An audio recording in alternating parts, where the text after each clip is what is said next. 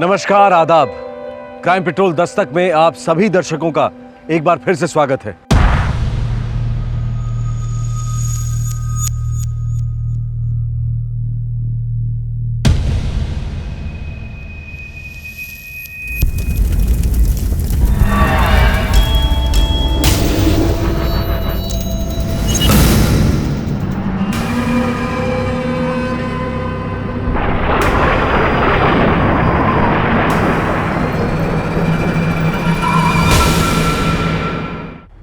मुर्दे सिर्फ कहानियों और हॉरर फिल्मों में जिंदा होते हैं। आप भूत प्रेत में विश्वास करें या ना करें, लेकिन भूतों वाली कहानियां सबके रोंगटे खड़े कर देती हैं। अहमदाबाद शहर में हाल ही में कुछ ऐसा ही हुआ।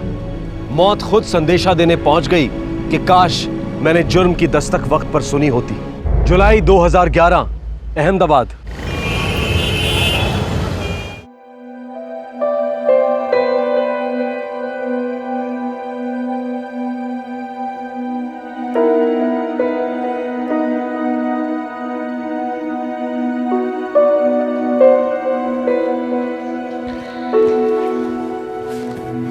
बाय पापा। बाय बेटा, संभल कर जाना। अरे मनीषा, बिजली का बिल भरना है, भूला नहीं। हाँ बा, नहीं भूलूंगी।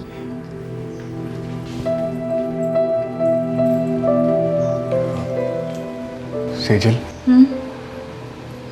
बाबूजी को नर्मदा नदी से कितना लगाव है ना। अक्सर जिक्र किया करते थे। भरूच में नर्मदा के किनारे बैठना उन्हें बहुत अच्छा लगता था। कल ही भरूच चलते हैं और बाबूजी की अस्थियों को नर्मदा नदी में बहा देते हैं। ये क्या कह रहे हैं आप? अभी सिर्फ 7 दिन हुए हैं, लोग हमें मिलने आ रहे हैं। घर पे किसी का रहना बहुत ज़रूरी है। हम ऐसे कैसे जा सकते हैं भरूच? सेजल, मनीषा 19 साल की हो गई है। वो घर को और मेहमानों को संभाल सकती है। लेकिन मुझे समझ में नहीं आ रहा, आपको इतनी जल्दी क्यों है?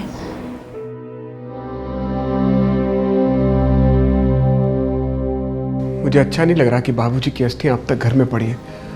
ऐसा लग रहा है जैसे बाबूजी मुझसे कह रहे कि बेटा मेरी अस्थियों को नर्मदा नदी में बहा दो, अभी बहा दो। एक और काम था। क्या? भरूच से मनीषा के लिए जो रिश्ता आया था, उस लड़के को भी देखाते हैं। क्या हो गया है आपको? अभी तक बाबूजी की अस्थियां नहीं बहाई हैं हमने। सेजल, वो रिश्ता बाबूजी लेकर आए थे, याद है ना? जैसा आपको ठीक लगे, लेकिन सुबह जल्दी निकलकर रात तक लौट आएंगे। बच्चियों को ऐसे अकेले घर पे रखना मुझे बहुत घबराहट होती है।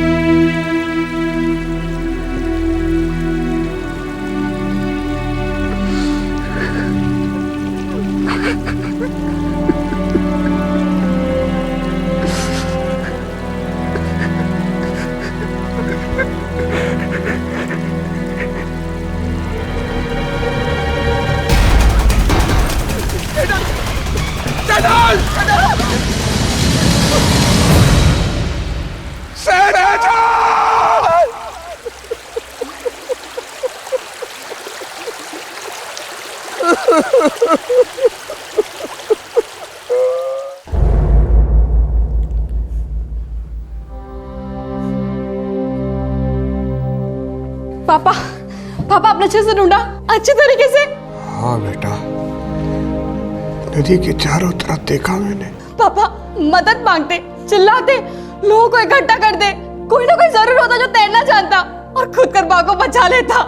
आवाज ही बंद हो गई। सब कुछ इतना अचानक हो गया कि डर गया मैं। बेटा शौक हो गया था। पापा हम बाघ को ढूंढ के ही रहेंगे। चलिए अब अभी चलिए। मेरी सेजल तैरना नहीं जानती थी।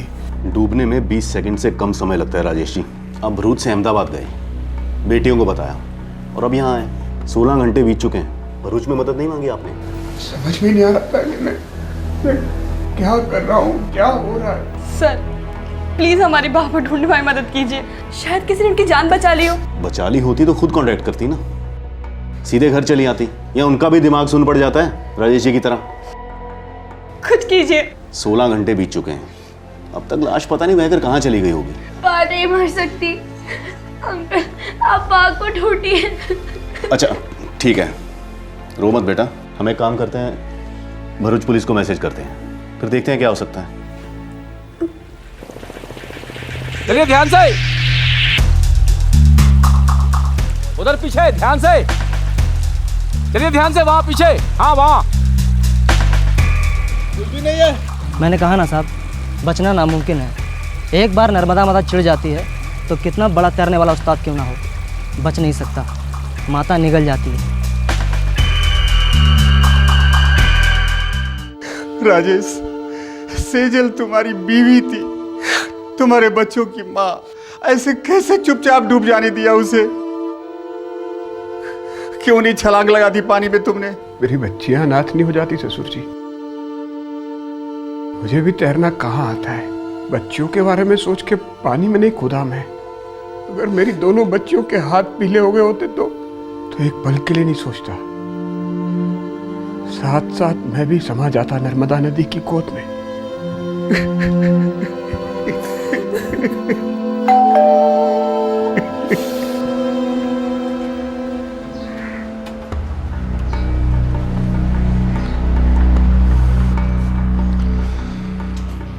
हमारी टीम और गांव वालों ने ऊपर से नीचे तक 30 किलोमीटर तक ढूंढा, समंदर तक ढूंढा, लेकिन कुछ नहीं मिला।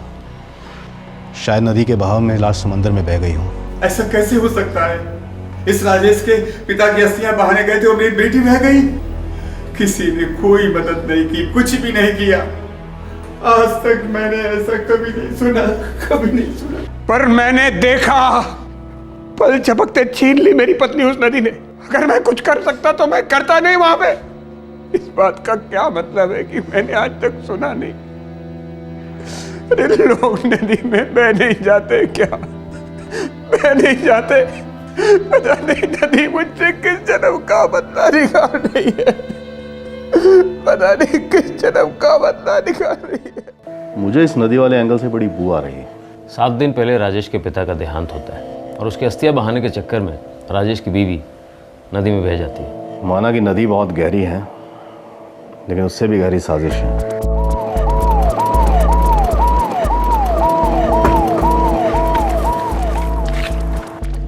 हमारे साहब आपसे मिलना चाहते हैं, पुलिस स्टेशन चलना होगा।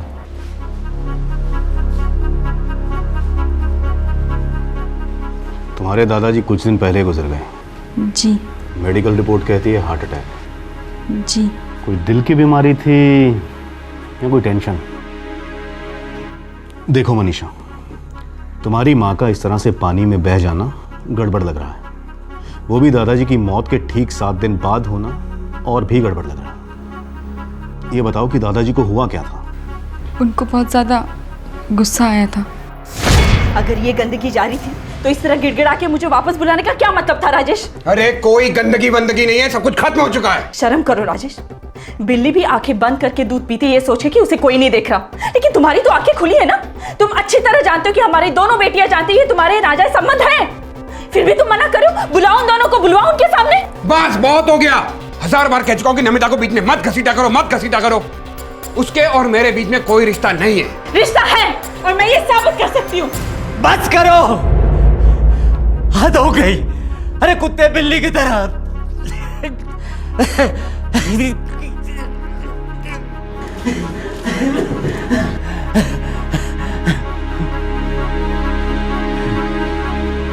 अरे कोई लाज, कोई शर्म बच्ची है या नहीं इस घर में?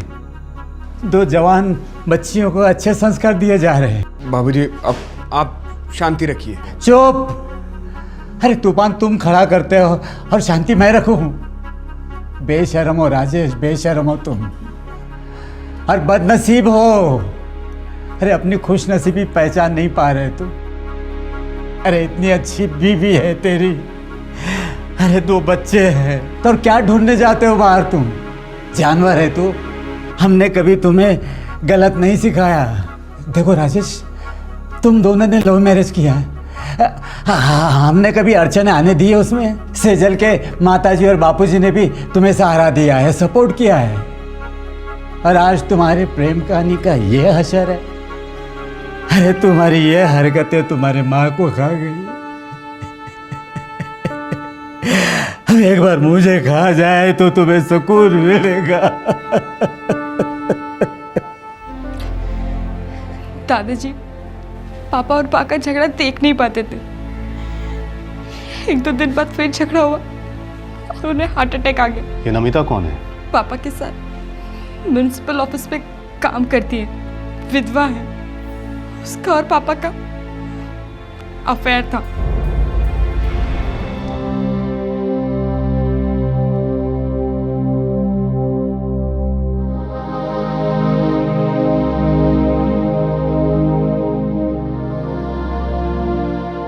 बेटा राजेश, तुम और सेजल तलाक कर रहे हो तो ठीक है, लेकिन मनीषा जिगना का सोचो। अरे वो दोनों बच्चियां शादी की इज्जत कर सकेंगे? अरे दोनों शादी कर सकेंगे या नहीं? अरे जब उनके ही अपने माँ बाप शादी की कदर नहीं कर सके तो वो क्या कदर करेंगी? बोलो, तुम भी यही चाहते हो? हाँ, क्या आगे चलकर तुम अपने बच्चों का घर बसा हुआ देखना नहीं चाहते? सेजल बेटा, तुम्हारे बाबूजी बहुत पते की बात कह रहे हैं।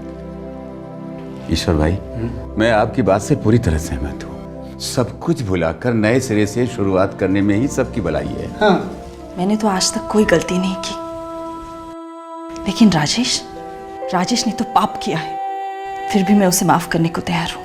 लेकिन क्या है, नमिता को भूल पाएंगे? दिल से बोलना राजेश, और सच बोलना। देखो राजेश बेटा, तुम ईश्वर भाई के इकलौते संतान हो और सेजल मेरी इकलौती बेटी है। ईश्वर भाई और मेरी जान दोनों बच्चियों में अटकी पड़ी है। हमारे लिए, इन बच्चियों के लिए और अपने पुराने प्यार के खातिर बेटा, एक बार एक दूसरे को मौका और दे दो।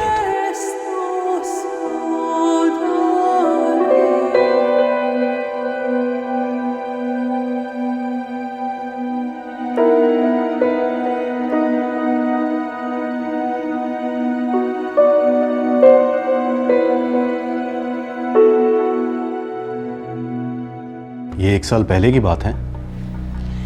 सर 9 महीने पहले की बात है। तो तुम्हारे पापा ने फिर से नमिता से रिश्ता जोड़ा, कसम भी तोड़ी और तुम्हारी माँ का दिल फिर से तोड़ दिया। ऊपर से देखा जाए तो ये एक एक्सीडेंट का केस जान पड़ता है। राजेश और सेजल बाबूजी की अस्थियां पानी में बहाने जाते हैं और दुर्भाग्यवश सेजल नदी में बह जाती है और डूबकर मर जाती है। लेकिन पुलिस के मन में शक का बीज तब उठा जब उन्हें पता चला कि राजेश ने अपनी पत्नी को बचाने के लिए कुछ भी नहीं किया था, एक छोटी सी कोशिश भी नहीं, मदद के लिए चिल्लाया तक नहीं। जाहिर है कि पुलिस को पूरी की पूरी दाल काली लगने लगी। क्या इस काली दाल में कुछ पीला भी था? क्या राजेश की बातों में कुछ सच्चाई थी या नहीं? देखिए, हमें पूरा डाउट है कि ये केस एक्सीडेंट का केस नहीं है। सेजल पुल पर से गलती से नहीं गिरी, कुछ और हुआ है, जुर्म हुआ है। आपको किसी पर शक है? शक करने से क्या होगा? सेजल वापस आएगी, मेरी नवासियों को उनकी माँ वापस मिलेगी। नहीं मिलेगी, लेकिन शायद सेजल की आत्मा को शांति मिलेगी। आपको नहीं लगता कि राजेश झूठ बोल रहा है? राजेश ने मेरी बेटी का भरोसा और दिल दोनों तोड़ा है। मैं उस पर या उसकी बातों पर कभी यकीन नहीं करता, लेकिन मैं उसे खूनी नहीं मान सकता। राजेश उस हद तक नहीं जा सकता है। प्यार तो है, सालों से है। वो शादीशुदा है, 2 जवान बेटियां हैं राजेश की। प्यार वो सब कुछ नहीं देखता। और हाँ, मैं भी कभी शादीशुदा थी, मेरे भी 2 बच्चे हैं। पति की मौत कैसे हुई थी आपके? उनका एक्सीडेंट हुआ था, लेकिन हाँ, मैंने उन्हें नहीं मारा और ना ही सेजल को, जिसका आप मुझ पर शक कर रहे हैं। क्यों ना करें शक? सेजल अगर राजेश की जिंदगी से निकल जाती और राजेश मुझसे शादी कर लेता तो बढ़िया होता। सेजल को मारकर अपना घर बसाना नहीं इंस्पेक्टर, कभी नहीं। प्यार एक चीज होती है और पागलपन दूसरी। सेजल के खून में शामिल होना मतलब अपने बच्चों की जिंदगियों को खतरे में डालना है। मैं राजेश से इतना प्यार नहीं करती जितना अपने बच्चों से प्यार करती हूँ। मनीषा, क्यों किया तूने ऐसा? जो पुलिस ने मुझसे पूछा, मैंने सच बता दिया। मैंने आज तक कभी तुम दोनों से झूठ बोला? तेरी बात से बोला हो, लेकिन तुमसे कोई झूठ बोला? जिग्ना बेटा तू बता, तुझे क्या लगता है कि जो कुछ हुआ वो हुआ ही नहीं है? तेरी माँ गिरी नहीं है, मैंने धक्का दिया उसे। बोल, तुझे ऐसा लगता है? मुझे ऐसा लगता है। मुंह तोड़ दूंगा तेरा। उससे मेरा मुंह बंद नहीं होगा। आप बा से नफरत करते थे और आप नहीं चाहते थे कि बा इस घर में वापस आए। ऐसा अगर ऐसा होता तो पिछले 1 साल से हम लोग इस घर में एक साथ रहते। क्योंकि दादाजी और नाना जी ने आप पर दबाव डाला था, इसलिए। और दादाजी तो अब रहे नहीं, और उनके बिना नाना जी आपको कुछ कह नहीं सकते। बस कर अब। दादाजी ने भी आपसे यही कहा था, बस। लेकिन आपने सुना? आप तो उस नमिता की शादी करके रहेंगे। लेकिन पापा, बाप को देख रही है, बाप को देख रही है पापा।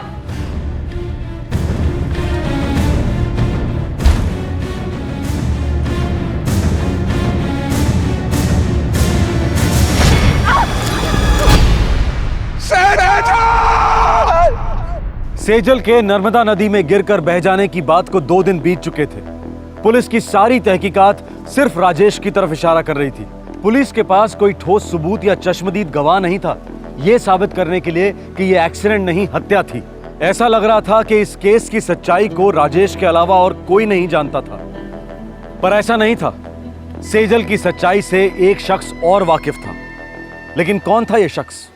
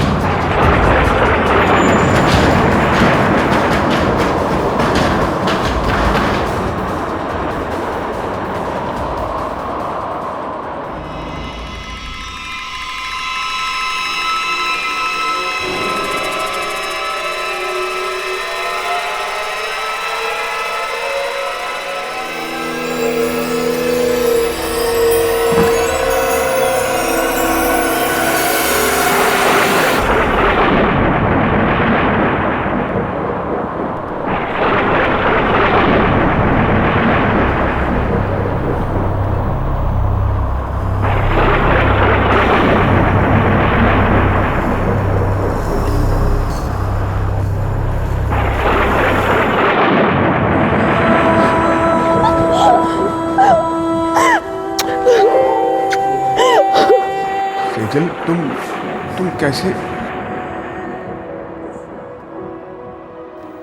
एक ऐसा सच है जो सिर्फ तुम और मैं जानते हैं, और वो सच मैं तुमसे बुलवाऊंगी।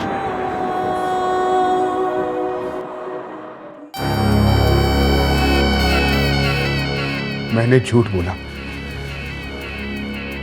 मैंने सबसे झूठ बोला।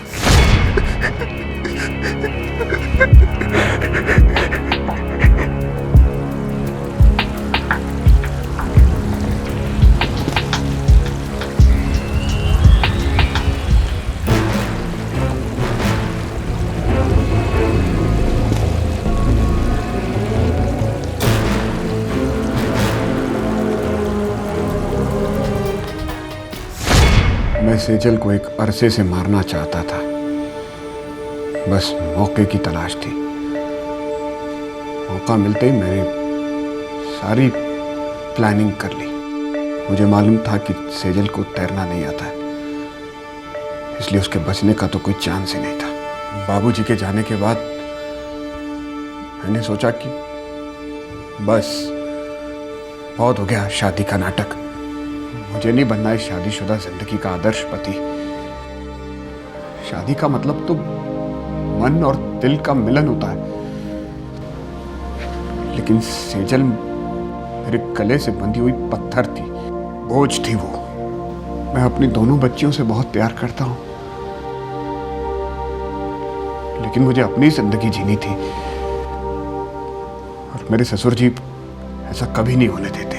इसलिए मैंने सेजल को हमेशा के लिए अपनी जिंदगी से अलग कर दिया।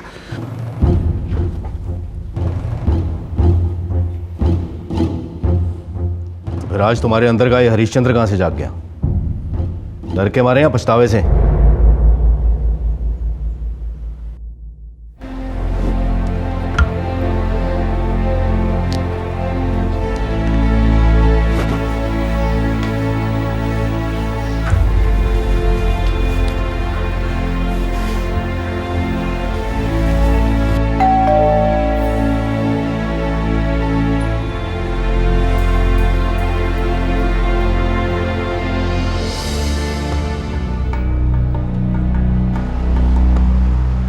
सेजल जी, आखिर आप मौत को मात देकर वापस कैसे लौटी? मुझे वापस भेजा गया, सच बताने। वापस भेजा गया? किसने भेजा? मेरी मौत ने।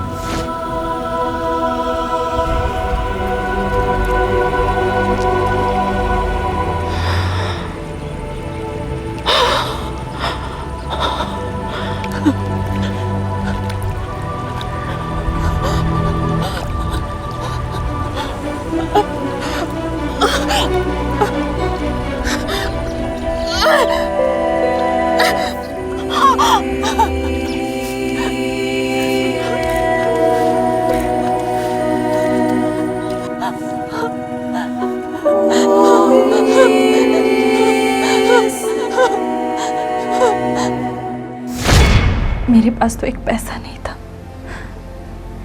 फिर एक आदमी मिला जैसे भगवान ने भेजा।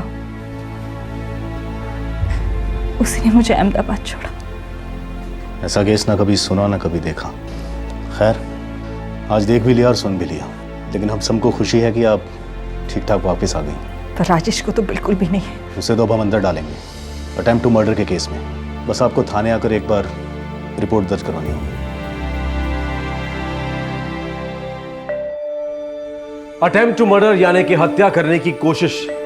इस केस पर सेजल का पति राजेश पहले से पुलिस की हिरासत में था। अब जरूरत थी कि सेजल की तरफ से पुलिस कंप्लेंट हो, जिसके बेसिस पर राजेश के खिलाफ चार्जशीट दायर की जाएगी। अब यह फैसला सेजल को लेना था कि वो किस तरह की पुलिस कंप्लेंट करती है और उसका बच्चों के भविष्य पर क्या असर पड़ेगा। कई सारे पेचीदा सवाल थे और सारे जवाब टिके हुए थे सेजल की एक कंप्लेंट पर। आखिर क्या होने वाला था सेजल का फैसला?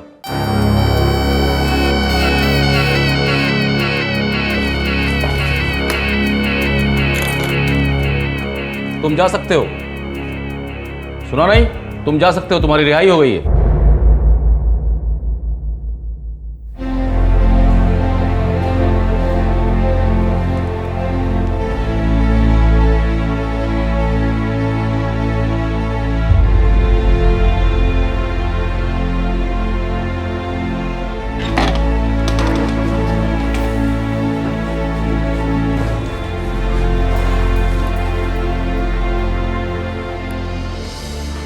तुम्हारी पत्नी ने तुम पर कोई आरोप नहीं लगाया।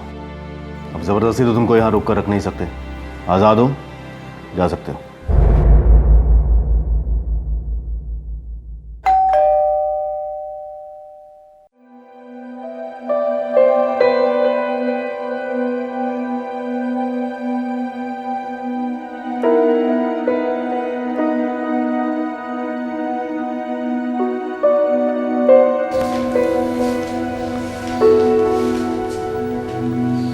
सेजल, तुमने मेरी इतनी बड़ी गलती को माफ कर दिया? नहीं, मैंने अपनी सबसे बड़ी गलती को कबूल किया। ये क्या कह रही हो तुम? मुझे तुम्हारे गुस्से तुम्हारे आक्रोश की दस्तक को सुनना चाहिए था, जानना चाहिए था कि प्यार तो सिर्फ मैं तुमसे करती हूँ। तुम्हारे दिल और जिंदगी में मेरे लिए कोई जगह नहीं है। झूठे सपने देख रही थी मैं, जो झूठी नींव पे खड़े थे। नहीं सेजल, ऐसा नहीं है। ऐसा ही है राजेश, और इसी झूठ से तंग आके तुमने मुझे मारने की कोशिश की। फिर भी मैंने तुम्हें माफ कर दिया, क्योंकि मैं जानती हूँ तुम्हारी अपनी जान जा रही थी जो नमिता में अटकी थी। उसका इसमें कोई हाथ नहीं है। मानती हूँ, इसलिए तुम्हारा हाथ उसके हाथ में देके मैं हमेशा के लिए जा रही हूँ।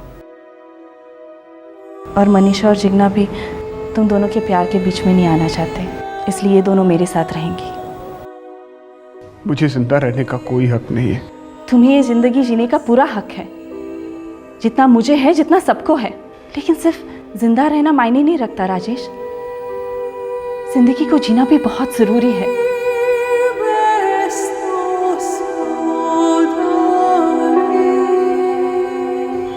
बाबूजी, मुझे माफ कर दीजिए। मैंने अपने पिता में और आप में कभी कोई अंतर नहीं समझा।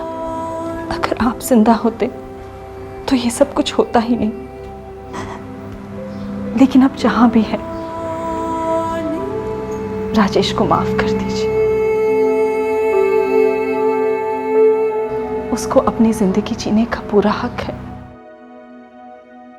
और मुझे अपनी खुशियों के लिए किसी को बर्बाद करके कोई खुश नहीं रह सकता बाबूजी, खुश नहीं रह सकता।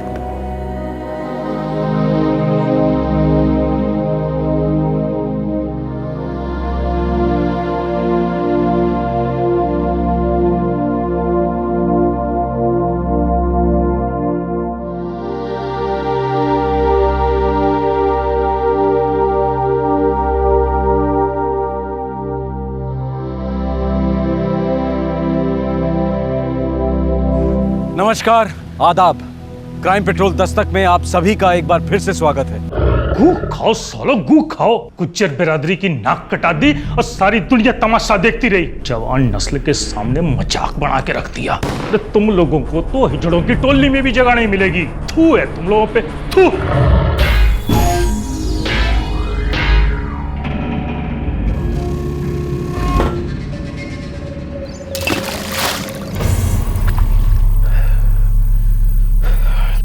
धुल गए पाप।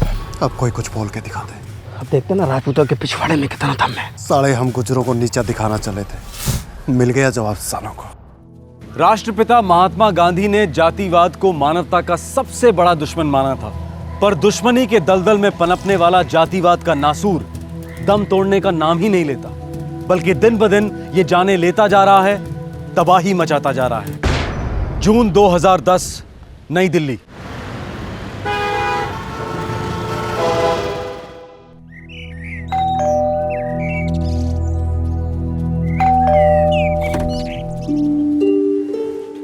तुम दोनों ना फोन ना कुछ, बस ऐसे ही टपक पड़ी महारानियां। हाँ, आ जाओ।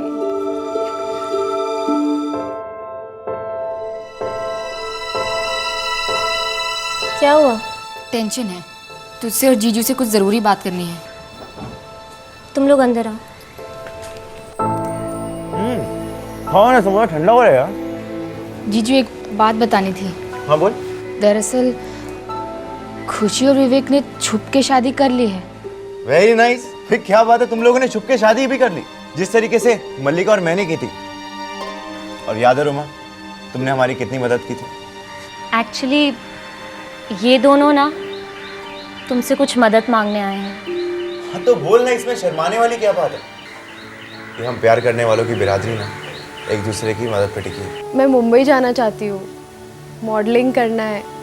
विवेक तो अभी बिजी है, वो साथ नहीं आ सकता है, लेकिन मैं अकेले चली जाऊंगी। बस आप। हाँ तो ठीक है ना, टेंशन क्यों ले रही है। मेरे ऑफिस का कुलीग है उधर, मैं उसे फ़ोन कर दूंगा, वो वहाँ पे सब बंदोबस्त कर देगा।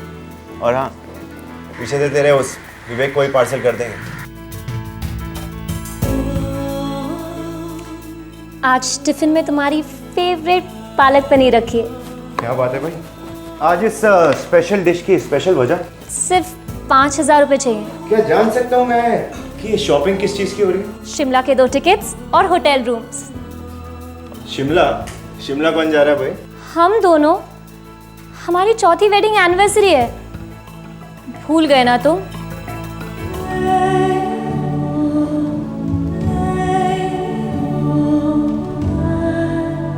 तुमने इसे सोच भी कैसे लिया कि मैं वो दिन कभी भूल भी सकता हूँ?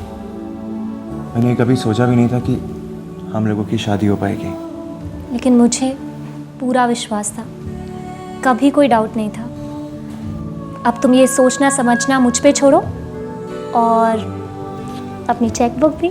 चेकबुक? ठीक है। और मैं तुम्हें तो शिमला ले जा रही हूँ ना। अरे रे रे रे रे रे। अच्छा बताओ कि शिमला में मेरे साथ ऐसा स्पेशल क्या करोगी? वो तो मैं शिमला जाके ही बताऊंगी। तो ठीक है, जो भी करना कुछ ऐसा स्पेशल करना कि जब हम 5वीं बार शिमला जाए ना, 2 लोग नहीं 3 लोग शिमला जाए। तुम, मैं और हमारी जूनियर मलिका। जाओ। और 25वीं सालगिरह पे भी हम शिमला ही जाएंगे, अगर जिंदा रहे तो। जीत प्लीज ऐसा मत बोलो। अच्छा ठीक है बाबा, मैं तो मजाक कर रहा था। ऑफिस के लिए देर हो रही है, मैं चेकबुक टेबल पे रख देता हूँ, तुम जाके शॉपिंग कर लेना। ओके?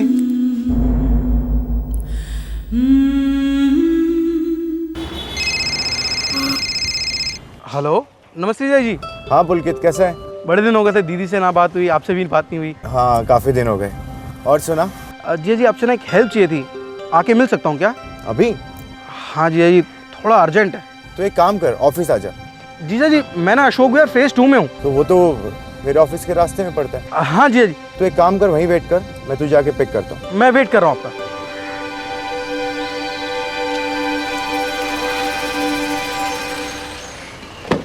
नमस्ते जीजा जी। नमस्ते, आ जा। कैसे हैं? मैं अच्छा हूँ, तू कैसा है? बस बढ़िया जीजा जी। अरे जयदीप, तुम भी आए हो?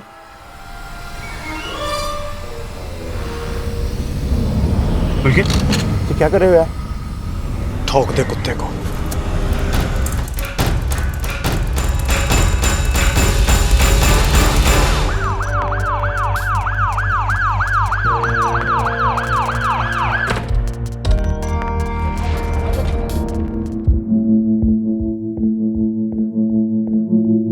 Yes sir. सर, लैंडलाइन के नंबर रिंग जा रही है सर, लेकिन कोई उठा नहीं रहा। कोई दूसरा नंबर नहीं है? मोबाइल नंबर है सर, लेकिन स्विच ऑफ।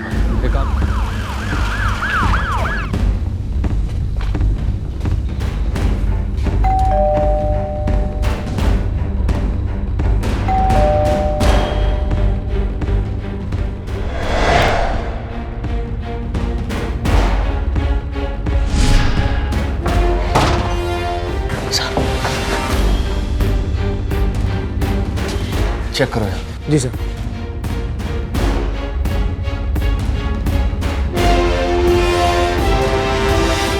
सर यहाँ आइए सर।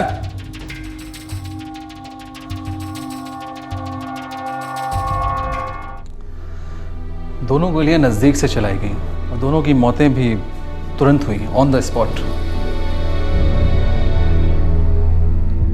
दोनों गोलियां एक ही बंदूक से चली होंगी? बिल्कुल, ना कोई झड़प, ना कोई मारपीट, ना ही रंजीत की तरफ से और ना ही मिसेस रंजीत की तरफ से। तब तो ये चोरी का मामला नहीं लगता है, कातिल इन दोनों को जानता था। वैसे क्या टाइम डिफरेंस रहा होगा इन दोनों की मौतों में? यही कोई आधे घंटे 40 मिनट। रंजीत की बॉडी जिस कार से मिली है, वहां से रंजीत का घर भी आधा घंटा की दूरी पर है।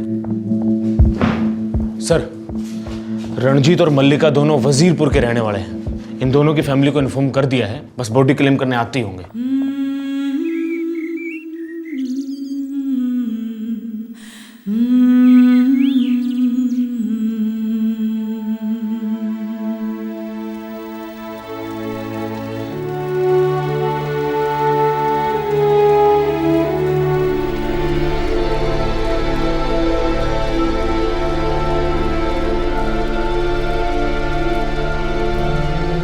सर, रणजीत इकलौता बेटा था और मल्लिका का एक भाई है पुलकित, वो यहाँ नहीं आया सर। इकलौती बहन के अंतिम संस्कार में भाई नहीं आया। एक काम करो, दोनों फैमिली को थाने में पेश करो, पता करते हैं आखिर माजरा क्या है।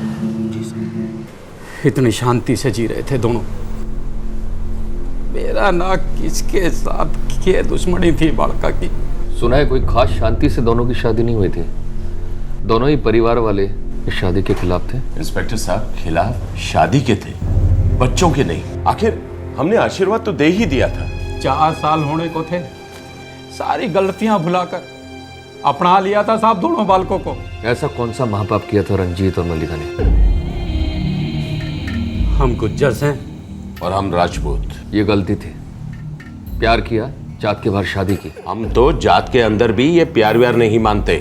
मैंने बताया ना, सब कुछ भुला दिया था, अपना लिया था दोनों को। तो आपका बेटा पुलकित आग देने क्यों नहीं अपनी बहन को? बाहर गया है काम पे। उस बेचारे को तो अभी तक यो भी नहीं बताया कि उसकी बहन के साथ ये सब हो गया। कैसे बताएंगे आप? जब से लाशें मिली हैं तब से उसका फोन ऑफ है। भेजे में गोली लगने से पहले रंजीत को लास्ट कॉल पुलकित से आया था। ऐसे रंजीत के फोन रिकॉर्ड्स बताते हैं और उसी फोन रिकॉर्ड से हमें पुलकित का नंबर भी मिला और यह भी पता चला कि रंजीत के मौत के बाद भी पुलकित का नंबर ऑन था, लेकिन मल्लिका के मौत के बाद से पुलकित का नंबर ऑफ है। बड़ी अजीब बात से।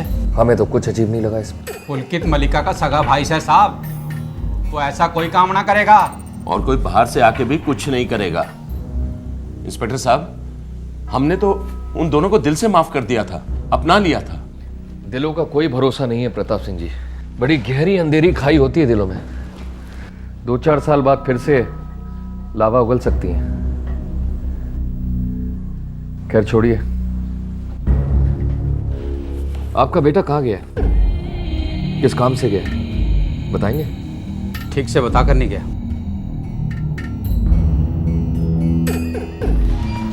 सर, मल्लिका के फोन रिकॉर्ड चेक किए सर। इसमें आखिरी नंबर उसकी चचेरी बहन रोमा का है सर। रोमा कहाँ रहती है? सर वो दिल्ली में रहती थी, लेकिन उसका फोन बंद है सर।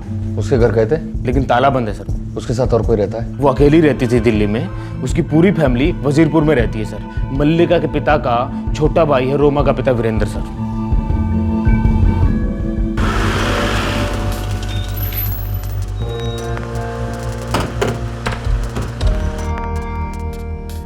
देख इंस्पेक्टर, मैं शमशान ना आया था क्योंकि मैं मंडप पे भी ना गया था।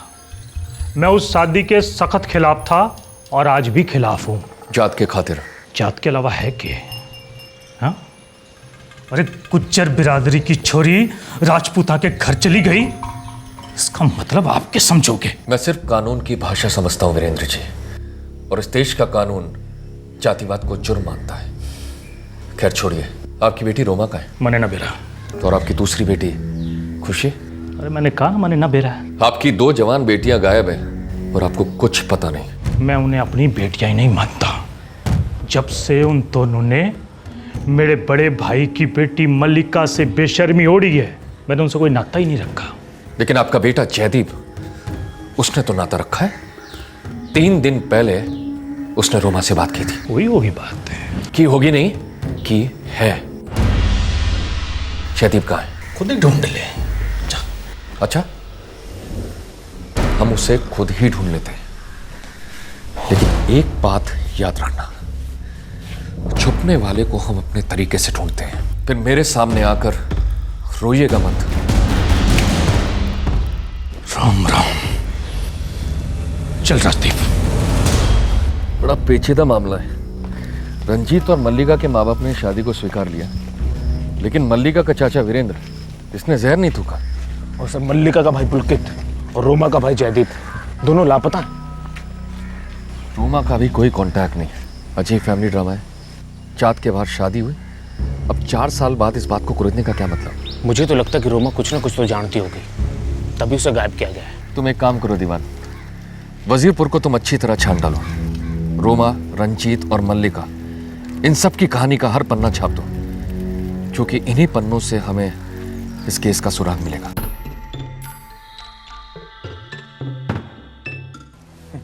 मैं तो क्या साहब, मेरे बाप दादे भी यहीं जन्मे और यहीं मरे भी। मैं भी यहीं मरूंगा साहब। मरे तो थारे गांव वाले हैं। रणजीत और मल्लिका दिल्ली में मरे हैं दोनों के दोनों। और वो भी भरी जवानी में। जवानी तो जड़ है साहब, हम वक्त बड़ी कमीनी चीज है, बलवा करा देती है। नहीं तो यूं अपनी बिरादरी के बाहर जाके कोई ब्याह करता। इसी भी क्या दुश्मनी होगी जात पात की? दुश्मनी नहीं है साहब, उठना बैठना होता है, साथ में धंधा होता है, पर बेटी का रिश्ता कभी नहीं साहब। अब देखिए ना, सड़क के पल्ली पार राजपूतों का मोहल्ला है, और इस तरफ ब्राह्मणों का, और इस तरफ गुज्जरों का, और उस तरफ मुसलमान है, उनकी अपनी बिरादरी है। और गांव के बाहर छोटी जाति के लोग रहते हैं, और गांव वालों ने हर मोहल्ले के बीच में पत्थर की लकीर बना रखी है साहब। पर इन दोनों बावलों ने वो पत्थर की लकीर बचपन में पार कर ली। राजपूत का लड़का रणजीत और गुज्जर की लड़की मल्लिका। मैं सोच रहा था कि तुम अपने घर पे बता दो। ना बाबा, पहले तुम अपने घर पे बताओगे, जिससे कि तुम्हारे घर वाले आए मेरा हाथ मांगने। हाँ, तुम जानती हो ना, उससे पहले मेरे हाथ पांव काट के डाल देंगे। हाँ, और मेरी तो बड़ी आरती उतारेंगे। ना बाबा, अगर बाबा को पता चला ना तो बस वो तो मेरी जबान ही काट देंगे। अरे बावलों, पढ़े लिखे हो ना, इतना तो जानते होंगे कि तेल और पानी एक ना हो सके है। काका, ये जो इश्क है ना, ये जमीन और आसमान को एक कर सकता है। तो फिर ये जात पात क्या चीज है?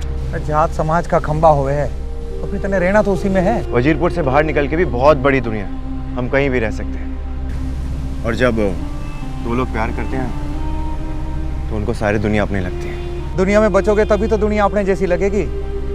बेवक्त मरने से अच्छा है एक दूसरे को भुला के अपनी अपनी जिंदगी जियो। ना हम बेवक्त मरेंगे और ना ही एक दूसरे को भुलाएंगे। हम तेल और पानी को एक करके दिखाएंगे। क्या बताऊं साहब, मैंने कितना समझाने की कोशिश की दोनों को, पर दोनों ठहरे बावले। प्यार का भूत सवार था। बात की दोनों ने अपने अपने घरों में। फिर उसके बाद क्या हुआ? उसके बाद जो पिटाई हुई साहब, याद करके रोंगटे खड़े हो जाते हैं।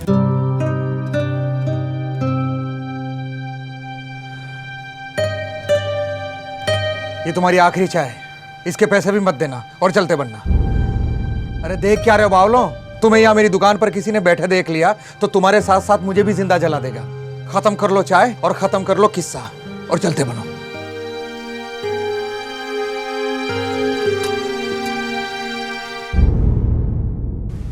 तो शुक्र है भगवान का, इन दोनों को लेकर गांव में कोई दंगा फसाद नहीं हुआ सर। पर शादी तो हुई है ना? हाँ हुई तो है। वो रोमा मल्लिका की चचेरी बहन, सुना है उसी ने भागने में मदद की थी दोनों की। फालतू की बात मत कर मल्लिका। दंगा फसाद होने के लिए तुम्हारी लव स्टोरी की जरूरत नहीं है इन लोगों को। एक पान की पिचकारी, एक दिवाली का पटाखा और एक पतंग, ऐसे 1000 बहाने हैं लोगों के पास। मुझे कुछ नहीं सूझ रहा है रोमा, बहुत डर लग रहा है। तू एक काम क्यों नहीं करती, रणजीत के साथ दिल्ली भाग जा, वहां पहुंच के अपने आप सब समझ आ जाएगा। नहीं, वो लोग हमें ढूंढ लेंगे, और फिर अगर उन्हें रंजीत को कुछ। दिल्ली कोई दूध भात थोड़ी है जो ढूंढ लेंगे। और अगर रंजीत की इतनी फिक्र है ना तो कर ले किसी जात वाले से शादी। मैं रंजीत के साथ भाग के उससे शादी कर लूंगी। सुन, ज्यादा सोच मत, इतनी आगे तक आ गई है, अब पीछे मुड़ने का सवाल ही नहीं उठता। एक ही जिंदगी है, वापस नहीं आने वाली। और फिर तेरे साथ तो इस जिंदगी में प्यार भी है। इस प्यार को कभी मरने मत देना, समझी? चला जा। तू छाड़े दे, गलती तुम्हारी से। ये कांड होने से पहले ही कुछ कर दिया होता ना तो ये दिन ना देखना पड़ता। अब भी कुछ ना बिगड़ा भाई साहब, 1.25 लाख का खोट डालेंगे, बच के जाएंगे किद। तू रहने दे वीरू। ना, अब तो ना छोड़ूंगा।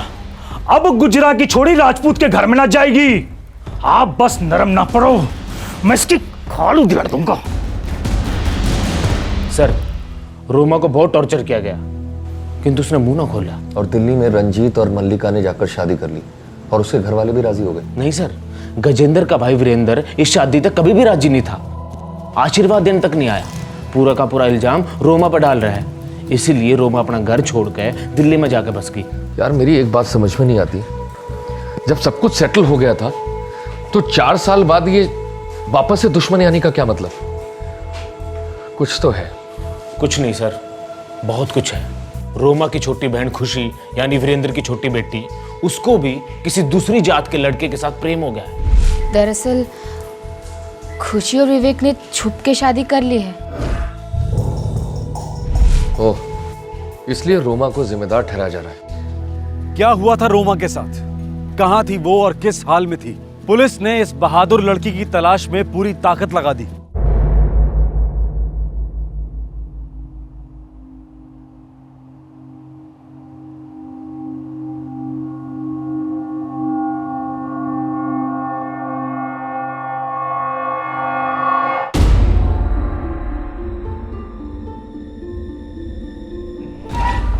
सर, पीसीआर 6 से एक इन्फॉर्मेशन आई है सर। एक लाश मिली है जिसकी सूरत बिल्कुल रोमा से मिलती है सर।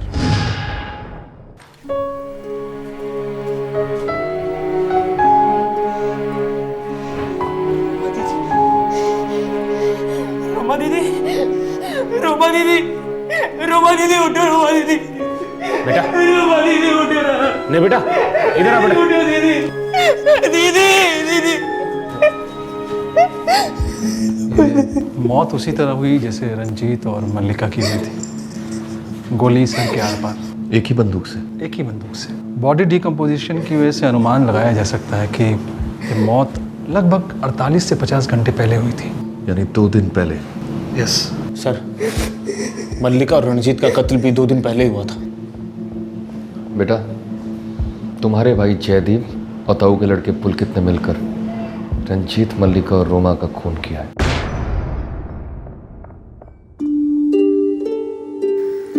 राजू, मुझसे वादा कर, जयदीप जैसे कभी भी स्कूल नहीं छोड़ेगा, पढ़ेगा, लिखेगा। जी दीदी, प्रॉमिस। और औरतों से तमीज से पेश आएगा, कभी हाथ नहीं उठाएगा। नहीं पता, नहीं पता। जी दीदी, जयदीप भाई जैसे कभी हाथ नहीं उठाऊंगा।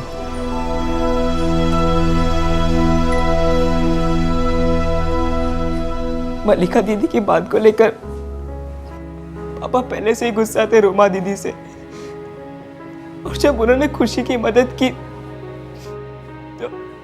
तो पापा और जयदीप में आग बबूला हो गए।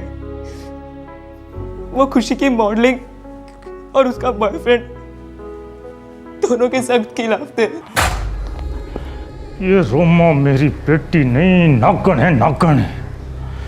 से मल्लिका वाले किस्से के बाद ही इसका सब कुछ चलकर मार देना चाहिए था। ये शादी नहीं होने देनी चाहिए थी पापा। उस रंजीत को अलग करके उसकी एक एक हड्डी तोड़ देनी चाहिए थी। चाचा जी, यो क्या सुन रहा हूं मैं? खुशी रोमा के साथ भाग गई? सुन लिया तो पूछ क्यों रहा साले? गांव में जाके मिठाई बांट। चाचा जी, आप मुझ पे क्यों बिगड़ रहे हैं?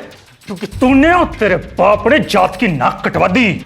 अगर तेरी बहन की शादी उस राजपूत छोरे के साथ ना हुई होती तो आज खुशी घर से भागने की हिम्मत ना करती। तुम लोग नरम पड़ गए उस वक्त, इसलिए गांव की हर दूसरी छोरी हीरोइन बनने चली है। चाचा जी, मने माफ कर दो। मैं भी मल्लिका दीदी की शादी के सख्त खिलाफ था, पर क्या करता, ये बाबू नरम पड़ गया तो मैंने तो चुप बैठना ही पड़ रहा। तो अब भी चुप रहना, हाथ में चूड़ियां पहन लो, घाघरे सिलवा लो दोनों, और जाके बिरादरी के ताने सुनो, और जब तक लगा लो कि हम नाम मर्द हैं, अपनी जाति का सौदा करने वाले। आओ आओ, हम अपनी मां बहन के दल्ले दल्ले। और ये आंखें मत दिखाओ, जाके किसी नौटंकी में दिखाना, समझे? और जब तक इस जात पे लगा कलंक नहीं धुल जाता तब तक तुम्हारे पाप नहीं धुलेंगे। चल। मैं रोमा दीदी और खुशी दोनों को सब बताना चाहता था कि क्या हो रहा है, पर उन दोनों ने अपने नंबर चेंज कर लिए थे। तो तुमने मल्लिका को फोन क्यों नहीं किया? सर, मेरा मल्लिका दीदी से 4 साल से कोई कांटेक्ट नहीं है। मेरे पास कोई नंबर्स नहीं थे सर, होते तो आज ये दिन नहीं देखना पड़ता सर। मैं जान कर भी कुछ नहीं कर सका सर, कुछ नहीं। मैं बहुत डरा हुआ था सर, सब खत्म हो गया। एक काम करो दीवान। जी सर। पुलकित और जयदीप के फोटोग्राफ्स सारे देश भर में फ्लैश कर दो, न्यूज चैनल, अखबार, इंटरनेट, सब जगह, खास करके दिल्ली, यूपी, राजस्थान और हिमाचल। उनके पिछवाड़ों पर ऐसी आग लगाओ कि भागकर हमारे हाथ लग जाए।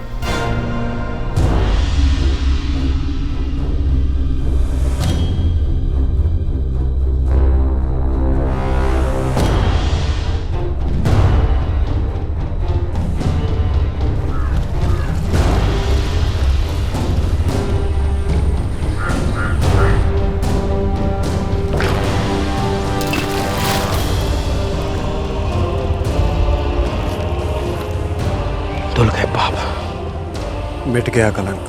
इतिहास बनाने चले थे और खुद ही इतिहास हो गए। और इस इतिहास को साला याद ही कौन रखता है?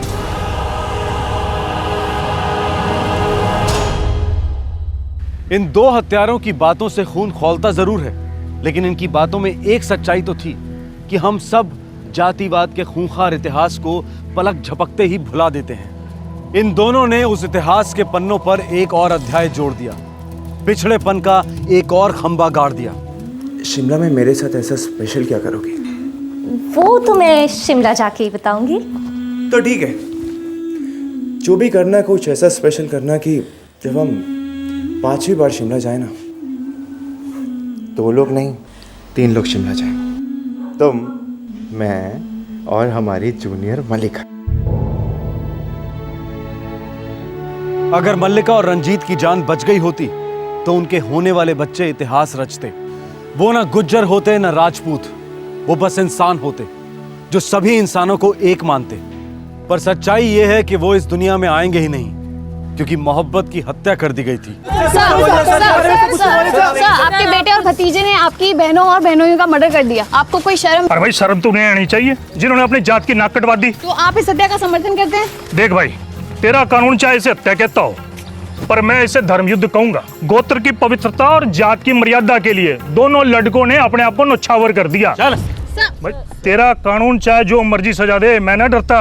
पर एक बात याद कर लो, ये युद्ध कभी खत्म ना होगा। आने वाली पीढ़ियां मुझसे, जयदीप और पुलकित से हमेशा प्रोत्साहित होती रहेंगी। और भाई जो कुछ भी हुआ है सब ऊपर वाले की मर्जी से हुआ है, उसके दरबार में हमने कोई पाप ना किया। मैंने कहा सब धर्मयुद्ध है, कोई पाप ना है, कोई पाप ना किया हमने। सब धर्मयुद्ध है, आने वाली पीढ़ियां याद रखेंगी हमारी कुर्बानी को।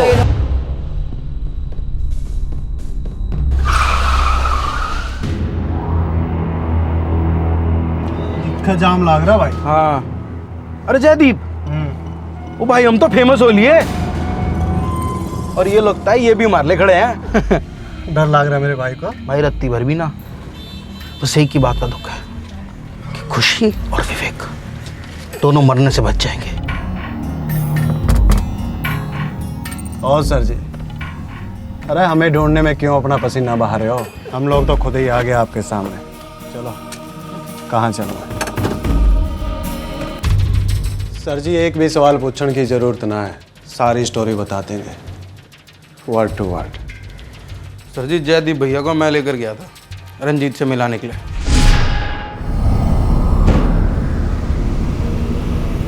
पुलकित, ठोक दे कुत्ते को।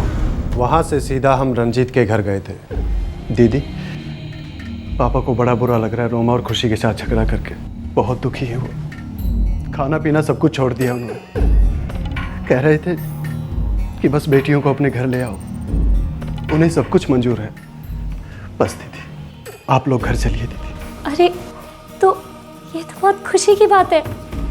रोमा सुनेगी तो उसे कितना अच्छा लगेगा। मैं उसे अभी फोन करती हूँ।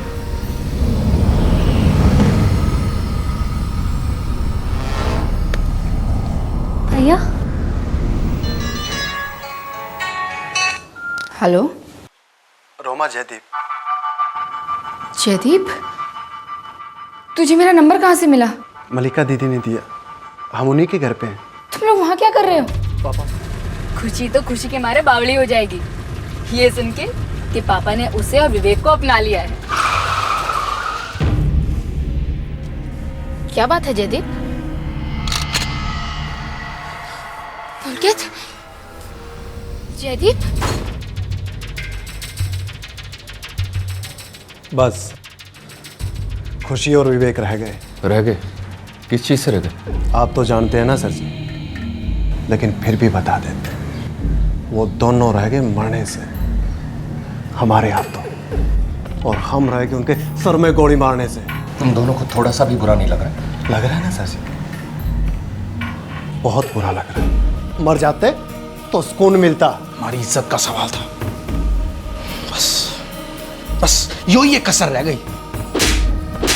तुम लोगों की सगी बहन थी, तुम लोगों को राखी बांधती थी, तुम लोगों से रक्षा की उम्मीद रखती थी। अरे उम्मीद तो हम भी रखते थे, पर जात की रक्षा कौन करता? क्या जात, क्या समाज, क्या इज्जत? हाँ? तुम लोगों की सिर्फ एक ही जात है और वो है अपराधी की जात। और तुम लोगों की इज्जत तुम दोनों की अब फांसी के फंदे पर लटकेगी। ओ सर जी, मुकदमा तो चलने दीजिए, फिर देखते हैं हमारी जात से कौन टक्कर लेता है। अरे 6 राज्यों की सरकार हमारी वोट की भीख के सहारे टिकी है। वोट बैठेंगे तो सरकारें बैठ जाएंगी। दीवान ले जा इन लोगों मेरे सामने से, वरना इन कीड़ों में तेरी गोली डालूंगा। ले जा।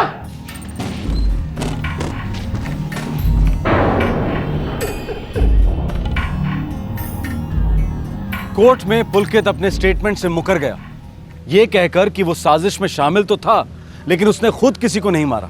खुशी और विवेक को पुलिस प्रोटेक्शन दी गई है, पर यह पुलिस प्रोटेक्शन कब तक चलेगी? जिंदगी भर? क्या गारंटी है इस बात की कि वो दोनों किसी और जातिवादी सिरफिरे का शिकार नहीं होंगे? हमारे देश का संविधान और कानून बिना दो राय के जातिवाद और इस तरह की हत्याओं का हर तरीके से खंडन करता है। फिर हमारे पॉलिटिशियंस और प्रशासन इस तरह की लाचारी का प्रदर्शन क्यों करते हैं? और कितने मासूम लोगों की हत्याओं को नजरअंदाज करेगी ये वोट बैंक पॉलिटिक्स? सामाजिक सुधार और एजुकेशन तो चाहिए ही चाहिए, लेकिन उससे भी ज्यादा जरूरी है एक लोहे का हाथ जो जातिवाद के जहरीले सांप के फन को उठने ही न दे। आपसे फिर मुलाकात होगी, अपना ख्याल रखें, सुरक्षित रहें। जय हिंद। इस तरह के और भी एपिसोड देखने के लिए हमारे चैनल को सब्सक्राइब करें और बेल आइकन दबाना ना भूलें।